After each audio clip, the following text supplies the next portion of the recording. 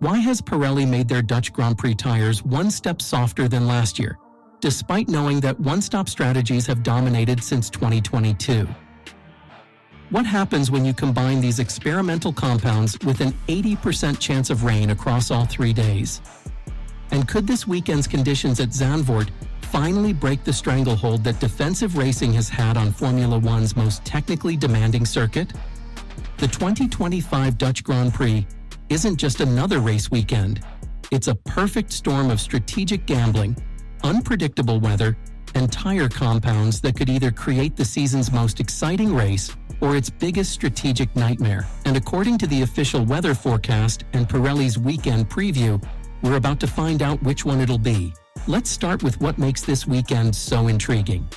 According to Pirelli's official announcement, they've brought the C2 Hard, C3 Medium, and C4 Soft compounds to Zandvoort. And here's the crucial detail. This selection is one step softer than what they used for the 2024 Dutch Grand Prix. Now, you might think that's just a minor technical adjustment, but Pirelli themselves admit in their weekend preview that, according to simulations provided by the teams, the one stop is still quickest. Think about that for a moment. They've made the tires softer specifically to encourage two-stop strategies, yet their own data suggests teams will still try to make one stop work.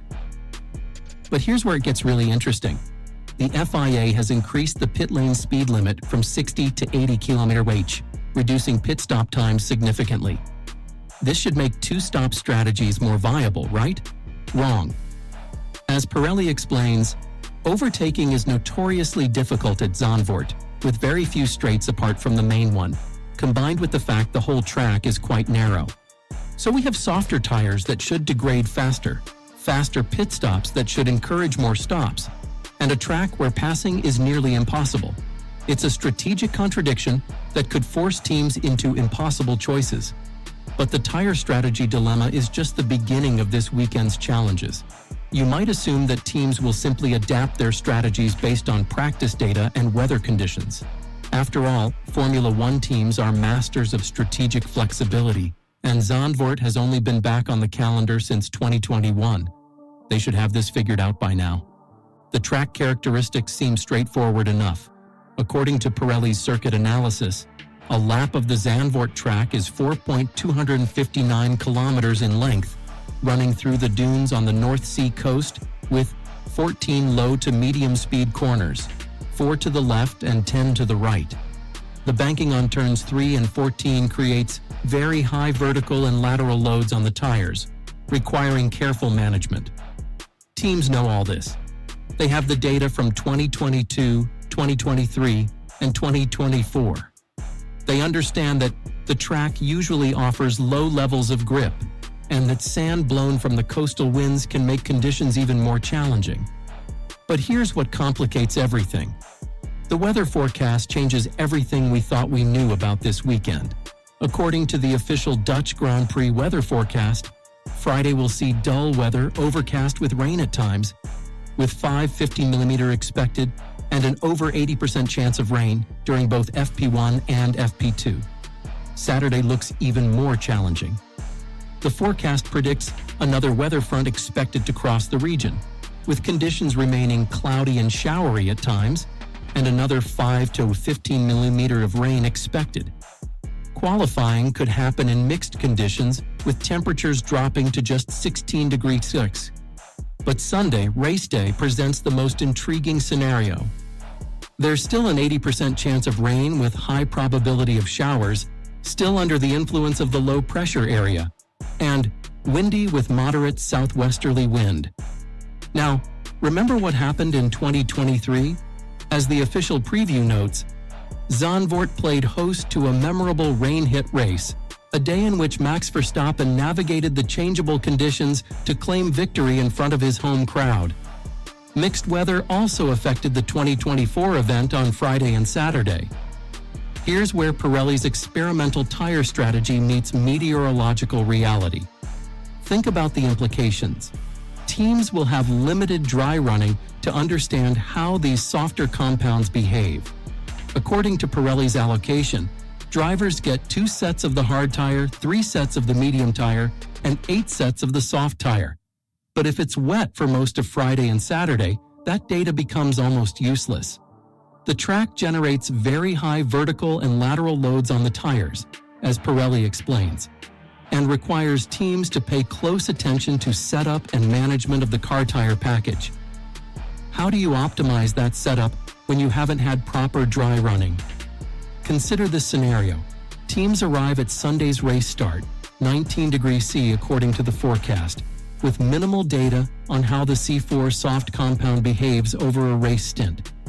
The weather is mixed, maybe starting dry, but with an 80% chance of rain developing. Do you start on softs and hope to build an early gap before the rain arrives? Or do you start conservative on mediums, knowing that if it stays dry, you'll struggle to pass anyone on this narrow circuit? The aerodynamic demands are very high, similar to that seen in Budapest according to Pirelli's analysis, which means cars will already be running close to their limits. Add unpredictable weather, experimental tire compounds, and the pressure of fighting for championship points in the second half of the season, and you have a recipe for chaos. Remember, this race marks the 500th World Championship round in which Pirelli have had a presence, so there's additional pressure to get the strategy right. As we head into this weekend, several crucial questions remain unanswered. Will teams risk the aggressive strategy that Pirelli has tried to encourage, or will the combination of difficult overtaking and unpredictable weather force them back into conservative one-stop approaches? The weather forecast suggests we could see everything from full wet conditions to rapidly changing intermediate scenarios. How will teams balance the need for data gathering and practice with the reality that conditions might be completely different come race day? And here's the question that could define the entire championship fight. With being just a few hundred meters from the North Sea, making the weather very changeable, as Pirelli notes, and temperatures expected to be below 20 degrees Celsius throughout the weekend, we're looking at conditions that could shuffle the competitive order completely. The championship implications are significant. As noted in the race preview, Lando Norris was triumphant at Zandvoort last year. But can the McLaren man succeed again in 2025 and further reduce teammate Oscar Piastri's championship lead in the process?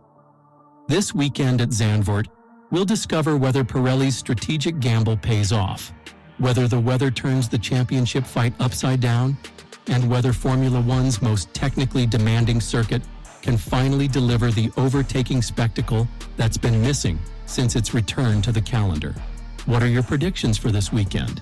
Will we see the two-stop strategies Pirelli is hoping for, or will teams play it safe despite the softer compounds? Let me know in the comments below, and don't forget to subscribe for more F1 analysis throughout the season.